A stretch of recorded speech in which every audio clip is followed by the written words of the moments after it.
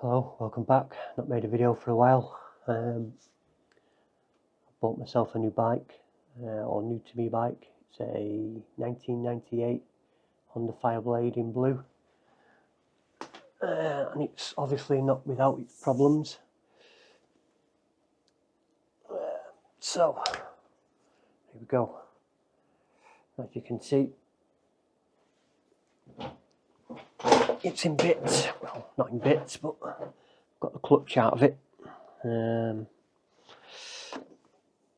a lot of these parts are obsolete as well. So, what do I do with my torch? Right. So we've got broken clutch plates times 2.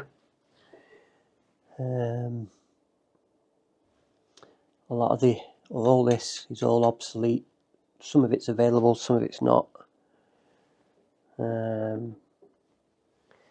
CSML have got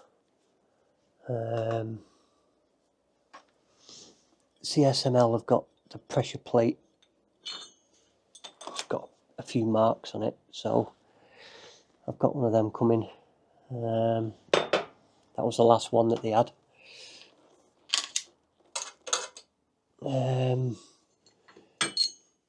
The clutch centre is obsolete, and I can't find a new one anywhere.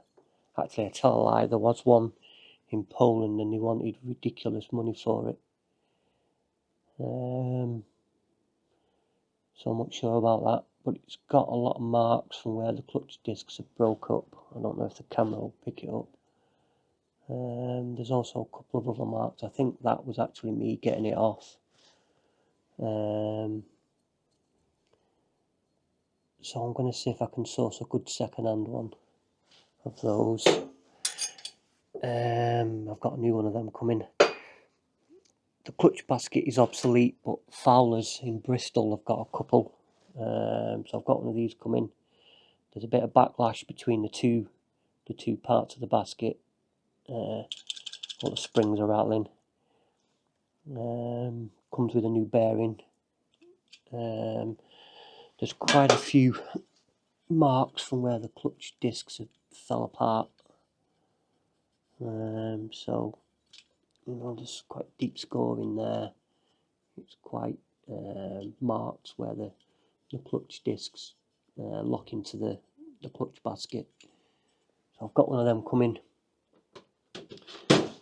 I would like one of these, but it's obsolete and I can't find one anywhere. CMSL don't have them. Fowler's list them as not in stock, but they're discontinued from Honda, so I don't think they'll be able to get it anyway. Nowhere else has got them.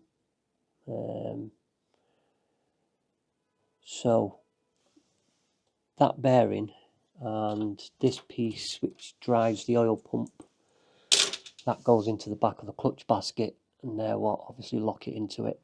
That and that bearing are the same up to like 2007, and what they did on the later bikes was that goes in there, that goes on that, the clutch basket goes on.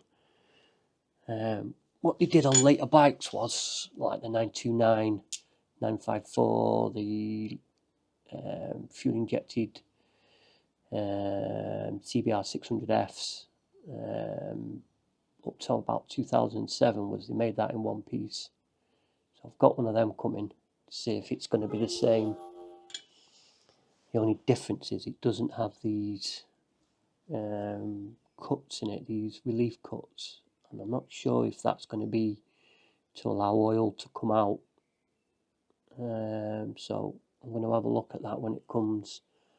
Need to get it machined, get those notches machined into it, because the big washer, because obviously that goes like that, and the big washer's on the top, so there is a gap there, but I'm not sure, so we'll see when I get that.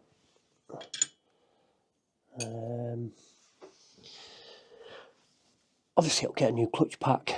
I think I'll change that bearing. I'm pretty sure I'll change the springs. I might put a new oil pump chain on it and drive gear. And that piece, that's still available.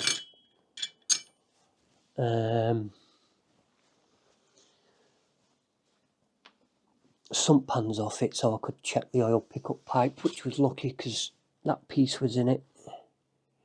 And I think that piece there, which is a little bit of the friction material plate pieces.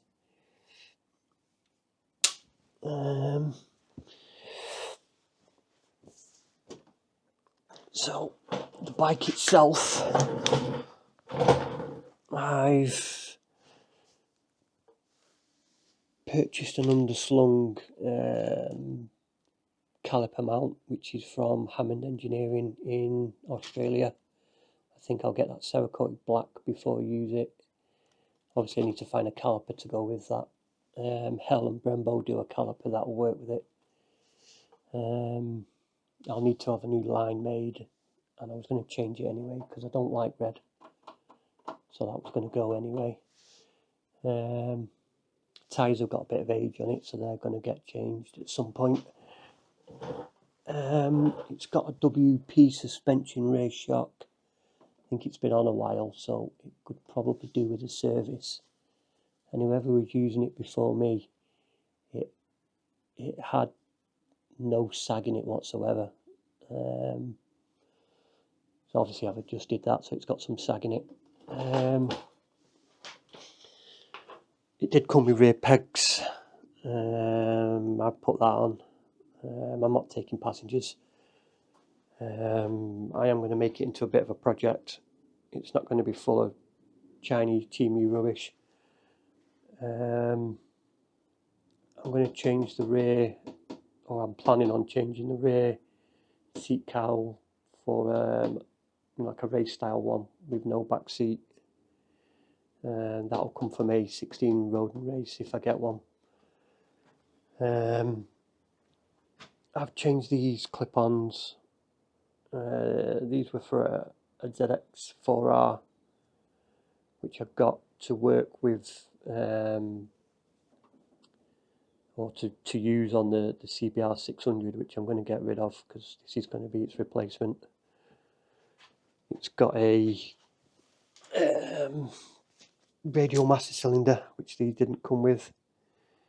Again, it's got red pipes on the front, which I'm going to change because I don't like red. Also, I don't like the angle that they come out at either.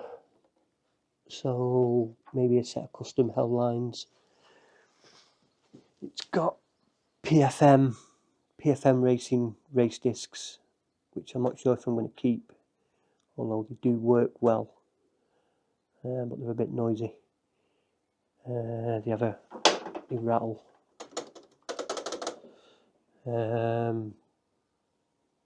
It's got a 17-inch front wheel, which has got a slight buckle in it, so I'm either going to have to get it straightened or replaced.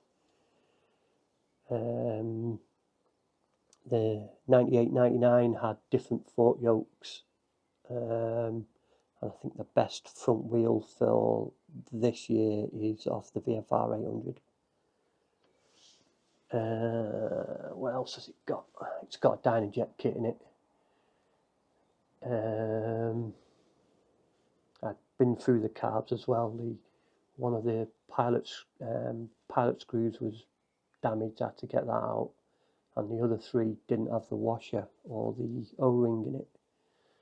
So obviously all that was replaced with a new set of the rubber isolator boots, the little rubber manifold that goes between the head and the carburetor. So all these parts should be here within a week, so we should be able to get it back together. A couple of other bits I still need to order, like I need a new nut, because you have to stake the nut, so you don't want to reuse the nut, just put a new one on it. They're not expensive. I need a new gasket for it. The sump pan is they're just RTV'd on, so I've got some 3 bond 1215 coming. Get that back on.